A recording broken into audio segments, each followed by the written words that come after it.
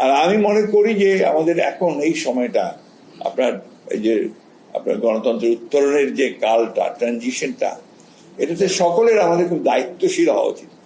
প্রত্যেকটা কথা আমাদের সাবধানে বলা উচিত। প্রত্যেকটি কথা আমরা এমনভাবে বলবো যে কথাগুলো আমাদের এই যে যাত্রা, একটা চ্যালেঞ্জ মোকাবিলা করার যে যাত্রা, এটা যেন বিঘ্নিত না হয়, ক্ষতিগ্রস্ত না হয়। এবং যেটা বারবার আমি বলে এসেছি, আমরা সবাই বলে এসেছি, যে জাতীয় ঐক্য ওই ক্ষেত্রে কিন্তু সবচেয়ে ইম্পর্টেন্ট। আগেও বলতাম, আপনারা যখন আমরা আন্দোলন করেছি, সংগ্রাম করেছি, তখনও বলেছি জাতীয় ঐক্যের কথা।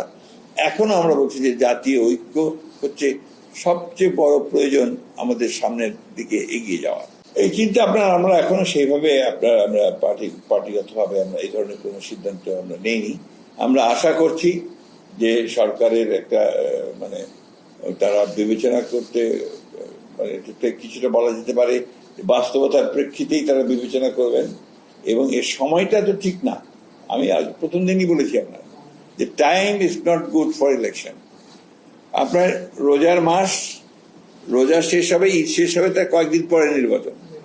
আপনি ভাবেন গোটা রোজার মাসটা ক্যান্ডিডেটদের কি অবস্থা হবে, পলিটিক্যাল ওয়ার্কারদের কি অবস্থা হবে।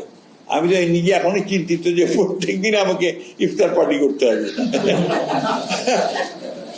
না, এটা আপনি নো জোক, বিরাট ব্যাপার। একটা ব্যয় দ্বিগুণ হয়ে যাবে, ব্যয়টা দ্বিগুণ হবে।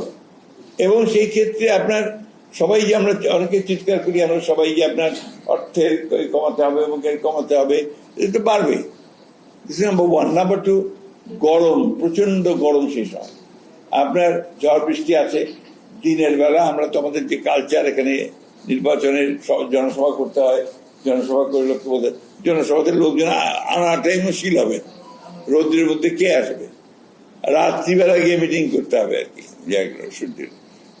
এটা তো ওই যে কালকে কোথায় যেন দেখলাম যে বাংলাদেশের নির্বাচন বেশিরভাগ সময়ই আপনার ডিসেম্বর জানুয়ারির মধ্যে হয়েছে, মাত্র দুবার বোধহয় আপনার হয়েছে। তা দুটো ইলেকশনই আপনার ঝামেলা ছিল।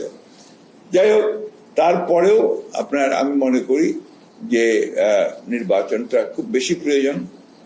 এটা হচ্ছে আবার অনেকে আমাকে ভুল বুঝবেন যে সংস্কার চাই না, নির্বাচন চাই। এই যে একটা আমাদের বিরুদ্ধে প্রোপাগান্ডা, প্রচার, এটা কোনো যুক্তি নাই।